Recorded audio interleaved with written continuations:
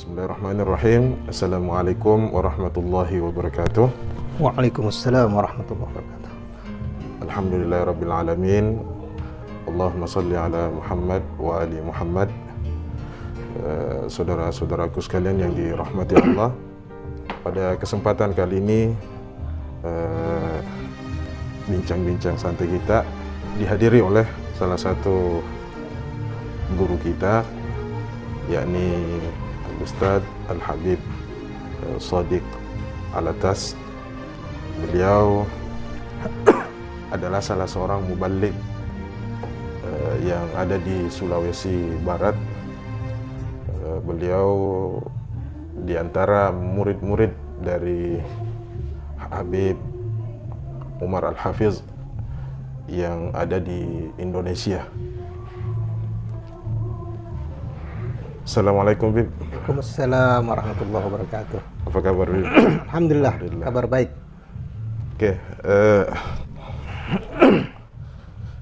saya berterima kasih banyak, Bib, atas kesediaan antum bisa menjadi narasumber pada bincang-bincang kita pada kesempatan kali ini.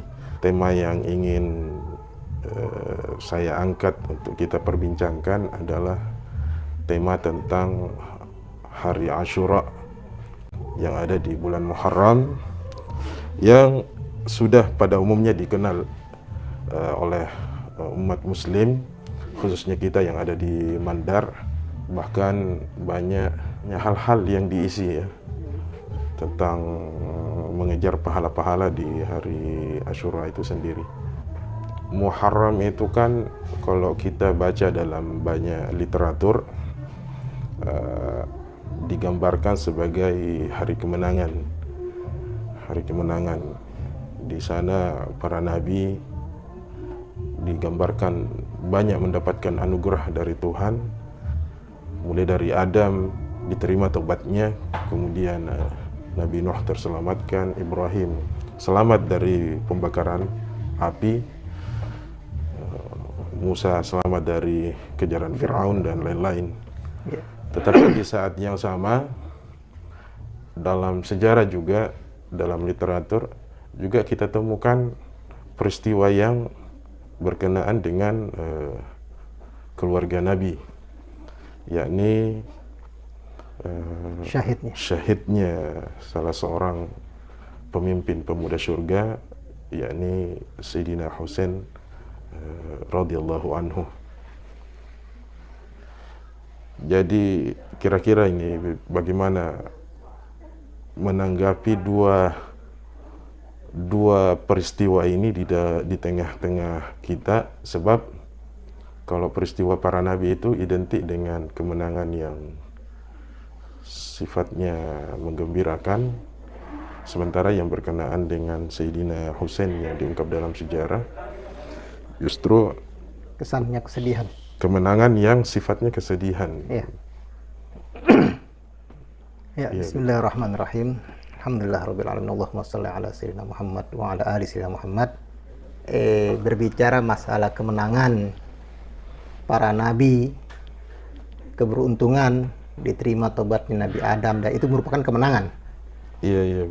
Namun peristiwa yang terjadi terhadap Imam Husain yang biasa dipanggil sebagai anaknya Nabi, walaupun beliau adalah cucu Nabi, itu beliau pun telah meraih kemenangan yang sangat luar biasa, sehingga beliau dijuluki sebagai Sayyidus Syuhada, pemimpin para orang yang syahid di jalan Allah, orang yang gugur di jalan Allah. Beliau mendapat julukan pemimpinnya. Banyak orang berharap bisa mendapatkan anugerah kesyahidan, tapi ternyata Imam Husain mendapat gelar tertinggi daripada kesyahidan tersebut, yaitu sebagai pemimpin orang-orang yang syahid di jalan Allah. Jadi kita kalau membandingkan ya sama-sama kemenangan, hanya yang terjadi kepada para nabi sebelum Nabi kita Muhammad yaitu kemenangan yang sifatnya kebahagiaan, ya, karena keuntungan yang luar biasa didapat, walaupun Imam Husain juga mendapat keuntungan yang luar biasa sebagai Sayyidus Syuhada. Iya. Ya, Tapi kesannya kemenangan yang luar biasa diraih oleh Imam Husain adalah puncak kesyahidan. Puncak mati syahid yang beliau dapatkan, yaitu dengan banyaknya keluarga beliau, anak-anak beliau, keponakan beliau, saudara-saudara beliau yang syahid di mata beliau, bahkan terpenggal, dan beliau pun pada akhirnya ikut dipenggal. Dan yang memenggal, yang memerangi beliau adalah umat kakeknya sendiri. Jadi kesedihan di sini ya bisa dikatakan bukan sembarang kesedihan, kesedihan yang luar biasa. Bahkan Nabi kita sendiri pun ketika Imam Husain dilahirkan dan beliau tidak lama setelah Imam Husain dilahirkan, beliau menggendong Imam Husain. Di situ Jibril diperintahkan Allah untuk datang kepada Nabi kita dan menceritakan apa yang akan terjadi kepada bayi ini, yaitu kepada Al-Imam Al-Husain. Nabi ketika mendengar cerita yang disampaikan Jibril, Nabi itu terisak, menangis terseduh-seduh. Langsung menangis ya, karena tidak sangka berita yang disampaikan malaikat Jibril betul-betul menyayat hati beliau. Kok darah dagingnya sendiri akan gugur dengan cara yang sangat mengenaskan, dan bukan cuma satu, beliau dan bersama rombongannya, keluarga besarnya, dan sahabat-sahabatnya. Fakta sejarahnya luar biasa seperti itu ya. Cuma yang jadi pertanyaan mungkin muncul di banyak orang, kira-kira apa yang menjadi sebab sehingga syiar hari Asyura untuk kalangan para anbiya itu lebih dominan, sementara syiar hari Asyura berkenaan dengan perjuangan pengorbanan keluarga Nabi pada hari itu justru suaranya lebih terdengar redup di tengah-tengah masyarakat. Saya pun beberapa tahun yang lalu, sudah lama ya, ketika pertama kali mengetahui tentang sejarah peristiwa terbantainya keluarga Nabi, saya kaget. Ya, ini sudah cukup lama ya. Saya mungkin waktu itu masih umuran sanawiyah. Ada buku yang terdapat di rumah, saya baca-baca, yang dikarang oleh salah seorang habib ya, berasal dari Tuban, Fam Al-Hamid, yang judulnya itu, buku saya masih ingat karena saya betul-betul terkesan sekali ketika membaca itu. Judulnya Al-Husain Pahlawan Besar. Di situ juga saya baru tahu tentang peristiwa yang sangat luar biasa. Dan pada masa itu ketika saya cerita kepada teman-teman atau keluarga jauh, ya mereka seakan-akan tidak mempercayai cerita tersebut.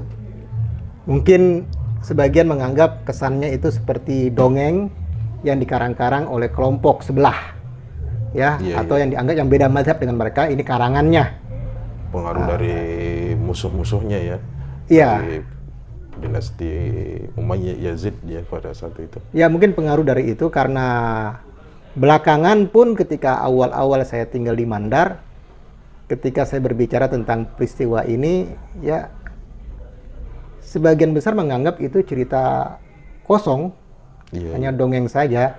Namun belakangan ketika banyak tokoh-tokoh dari ulama, dari kalangan habaib yang ikut berbicara tentang Asyura, tentang peristiwa terbunuhnya atau syahidnya Imam Husain, akhirnya banyak yang tahu, percaya bahwa peristiwa itu ada. Namun tetap kesannya asing dan sepertinya sengaja ingin diredupkan dan ingin tetap membuat cerita yang terkait dengan para nabi sebelum Nabi Muhammad itu yang selalu diulang-ulang tentang keutamaan 10 Muharram. Ya, tidak ada masalah. Kalau saya pribadi ya, tidak ada masalah karena itu memang terdapat dalam kitab-kitab tentang keberuntungan para nabi, dan cerita tentang syahidnya Imam Husain juga terdapat dalam kitab-kitab. Ya. Iya. Hanya permasalahannya yang saya agak ganjil, ya, kok nabi kita, ya, bersedih ketika mendengar kabar tentang akan dibantainya keluarga beliau. Iya. Ya, dengan sangat sadis, ya, dan itu tidak satu kali. Jibril menceritakan tentang peristiwa yang akan terjadi. Berulang kali Jibril datang, sering menceritakan. Iya. Bahkan ketika Imam Husain sudah bisa berlari-lari, masih anak-anak, Jibril datang lagi menceritakan. Sampai beberapa kali datang dalam riwayat dan sempat menitipkan tanah. Nabi diperlihatkan oleh malaikat Jibril di mana tempatnya, ya, dan siapa yang mati di bagian tanah yang ada di sana disebutkan, sehingga Nabi mengetahui letak-letak keluarganya yang akan syahid di Padang Karbala. Ya. Dan itu selalu membuat Nabi sangat sedih yang sangat luar biasa. Oke lah, kalau memang para nabi pada waktu itu mendapat keberuntungan yang membahagiakan mereka, namun yang tadi saya katakan agak mengganjal dan menjadi ganjil bagi saya karena nabi kita sedih ketika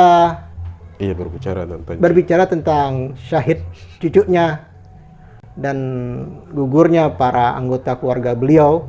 Beliau menangis sangat luar biasa, nangisnya terisak-isak.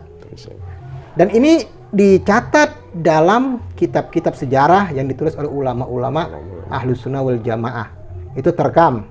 Bahkan saya pernah dengar juga ceramahnya Habib Rizik, ya, ketika berbicara tentang 10 Muharram, Asyura, itu sangat luar biasa.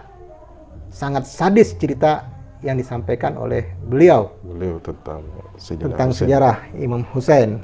Jadi saya pribadi, kalau kita merasa Nabi Muhammad sebagai nabi kita, ya tentu kita harusnya lebih mengikuti nabi kita dibanding nabi-nabi sebelumnya yang terdahulu. Mereka bergembira, tapi nabi kita bersedih. Kalau nabi kita bersedih, kenapa kok kita bergembira? Nah, karena kita ada di masa nabi kita, Nabi Muhammad Sallallahu Alaihi Wasallam. Di Mandar itu, Beb, ada hal-hal yang sebenarnya masuk ke ranah akhlaki, ya, yang berkenaan dengan baginda Nabi Muhammad.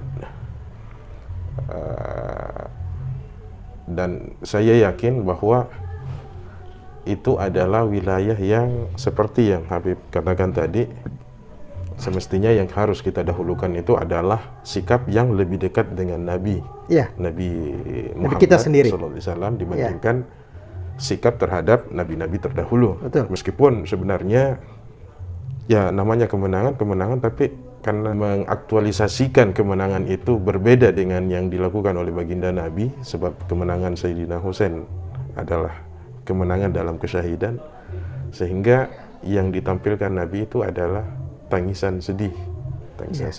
Artinya ini masuk ke ranah akhlaki. Di Mandar, Bib, kalau saya biasa ke masjid-masjid, Bib, kalau di bulan puasa, yang pertama itu yang masuk ke ranah akhlaki yang biasa saya temukan di beberapa masjid di Mandar, ada kebiasaan kalau bulan puasa itu ketika orang melakukan sholat tarawih secara berjamaah, itu imamnya ketika membaca ayat-ayat dalam sholat itu umumnya memulainya dari surah At-Takatsur berurutan ke bawah. Tapi di banyak masjid saya menemukan kebiasaan yang berbeda. Ketika dia sampai masuk urutan surah Al-Lahab, tidak dibaca. Kebanyakan para imam itu menggantinya dengan ayat-ayat yang lain.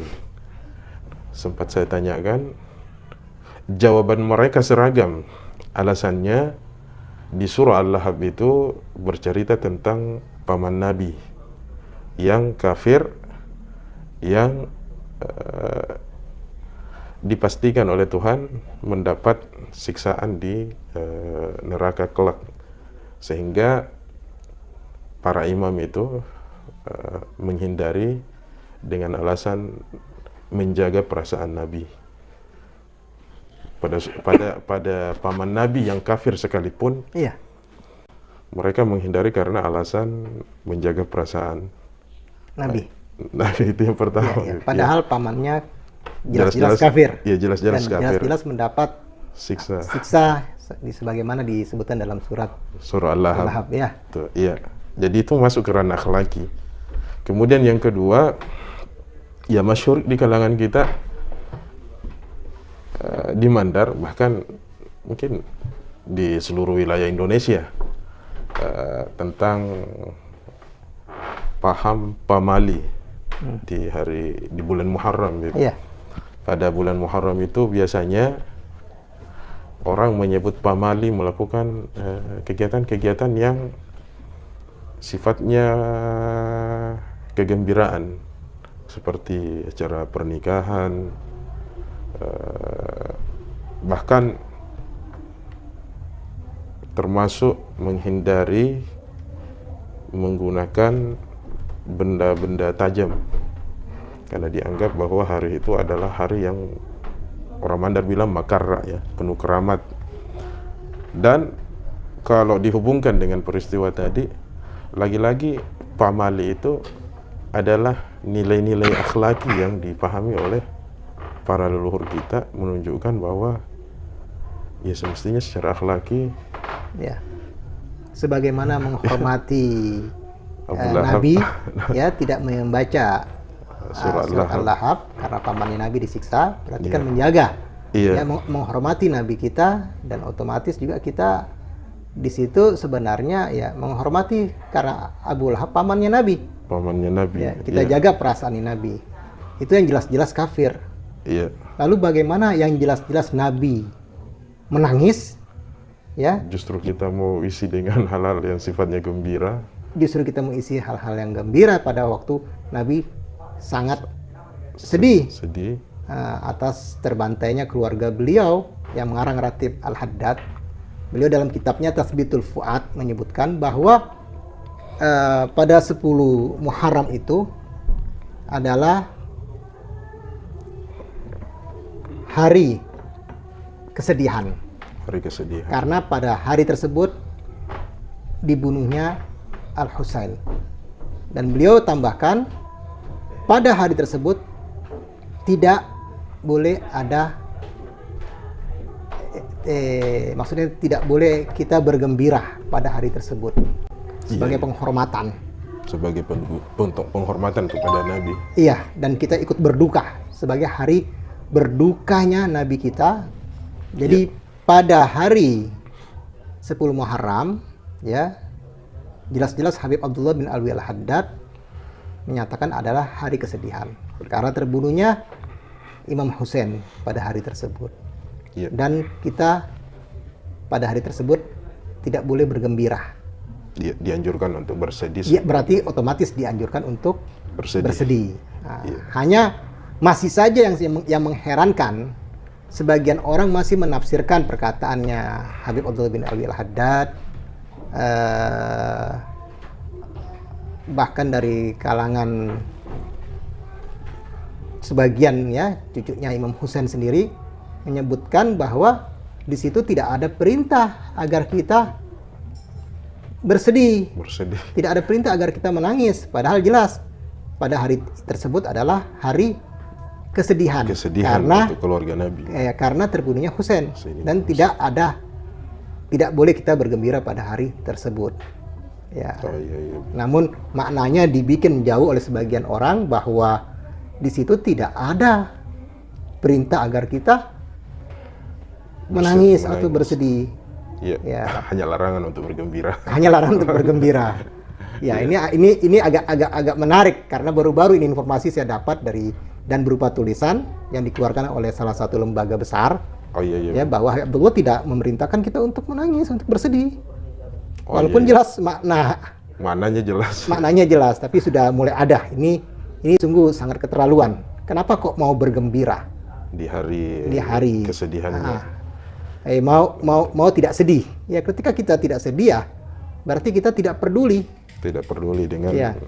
Padahal kalau kita merujuk kepada salah satu ayat dalam Al-Quran, ya, ada ayat dalam surat Hud yang berbunyi a'udzubillahi minasyaitonirrajim, ya, wala tarkanu ilal ladzina zalamu fatamassakumun naru wa ma lakum min dunillahi min auliya'a thumma la tunsurun. Dan janganlah kamu cenderung kepada orang yang zalim yang menyebabkan kamu disentuh api neraka. Sedang kamu tidak mempunyai seorang penolong pun selain Allah, sehingga kamu tidak akan diberi pertolongan. Ayat ini menjelaskan kepada kita agar kita jangan condong, agar hati kita jangan condong kepada orang-orang yang berbuat zalim. Ya. Jadi ketika ada kezaliman, apalagi kezaliman tersebut merupakan pembunuhan, pembantaian besar-besaran terhadap keluarga Nabi, dan kita tidak benci atas perlakuan tersebut, ya, dan kita tidak sedih atas korban, ya, berarti kita khawatir kita terkena dengan ayat ini yang mengatakan janganlah kalian cenderung atau hati kalian condong kepada orang-orang yang berbuat zalim, ya, karena dengan kita menyukai mereka atau berbasa-basi dengan mereka, kita tidak kutuk perbuatan yang zalim tersebut, ya, atau kita menyenangi perbuatan mereka, apalagi, ya, maka di situ disebutkan, ya, bahwa perbuatan tersebut bisa menyebabkan kita disentuh, ya, atau terkena api neraka. Ini ayatnya sangat jelas, dan sekali-kali kalian tiada mempunyai selain daripada Allah sebagai penolong. Jadi ketegasan keberpihakan, ya. Iya, keberpihakan di sini. Dalam ayat tersebut. Dalam ayat ini sangat jelas kita disuruh berpihak, ya, kepada orang yang di jalan al-haq. Di jalan al-haq dan dizalimi lagi. Dan kita disuruh untuk condong saja tidak boleh. Berbasa-basi dengan mereka tidak boleh. Dalam artian ada kerelaan sedikit pun tidak boleh terhadap orang-orang yang berbuat zalim. Ya. Bahkan dikaitkan dengan apa tadi? Fatamassakumun nar. Ya. Yang menyebabkan kamu disentuh api neraka. Jadi mereka yang menangis, mereka yang sedih atas syahidnya Imam Husain, sudah otomatis mereka akan marah kepada para pelaku pembantaian tersebut. Ya. Tapi kalau andai kata kita tidak sedih, kita tidak menangis, itu kita khawatir justru kita anggap hal tersebut perbuatan biasa-biasa saja. Pelajaran apa yang bisa diambil dari mengenang perjuangan para anbiya dan terkhusus kepada Ahlul Bait di hari Asyura yang bisa kita jadikan pegangan untuk menjalani kehidupan ini? Ya, ada slogan menarik, ya, bagi mereka para pencinta keluarga Nabi, ya, khususnya pencinta Imam Husain. Mereka menanamkan pada diri mereka untuk mengambil hikmah atas peristiwa yang sangat luar biasa ini. Mereka mengatakan kullu yaumin asyura wa kullu ardin karbala. Apa maknanya itu? Maknanya itu mereka menjadikan setiap hari itu dijadikan sebagai hari Asyura. Dalam artian setiap hari itu adalah perjuangan. Setiap hari itu kita tidak boleh diam melihat yang namanya kezaliman. Ya. Wa kullu ardin karbala. Dan setiap tempat di mana kita pijak, di situ kita tidak boleh diam melihat kezaliman di mana saja dan kapan saja, hari dan tempat. Oh, jadi itu pesan utamanya ya. Pesan utamanya di situ. Iya. Kita harus berjuang sebagaimana hadis yang terkenal, jika engkau melihat kemungkaran, hendaklah ya, engkau falyughayyir biyadih. biyadih dan seterusnya. Ya. Ya. Dan itu dipraktekkan oleh para syuhada Karbala, khususnya dari pihak keluarga Nabi, dan yang terdepan adalah Imam Husain. Oke, mungkin itu saja dulu, Bib, untuk tema kita pada kesempatan kali ini. Iya, iya. Karena kita dibatasi oleh waktu, insya Allah di lain waktu kita lanjutkan lagi Ya, insya Allah. dengan cerita-cerita yang lainnya. Dan mudah-mudahan kita berharap di bulan Muharram ini, terkhusus di hari Asyura, kita bisa menampakkan sesuatu yang sifatnya akhlaki, bersimpati kepada penderitaan yang menimpa Nabi dan keluarganya yang terekam dalam sejarah, sekaligus menegaskan kepada kita semua bahwa antara apa yang didapat oleh para anbiya sebelumnya dengan apa yang didapat oleh Sayyidina Husain adalah sesuatu yang tidak bertolak belakang. Di hari Asyura, hamba-hamba Allah yang saleh memperoleh kemenangan, mendapatkan kemuliaan di sisi Allah Subhanahu wa ta'ala. Yang terjadi di tengah-tengah kita hanya persoalan yang sifatnya akhlaki. Tadi sudah dijelaskan, karena kita adalah umatnya Rasulullah Muhammad sallallahu alaihi wasallam, maka alangkah bagusnya ketika kita mendahulukan Nabi kita dengan ikut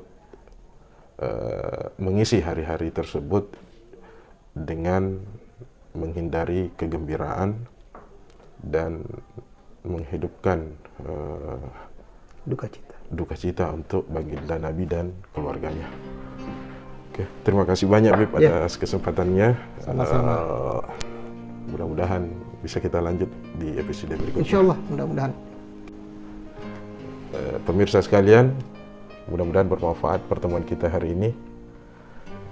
Akhirul kalam, Allahumma salli ala Muhammad wa ali Muhammad. Wassalamualaikum warahmatullahi wabarakatuh. Waalaikumsalam warahmatullahi wabarakatuh.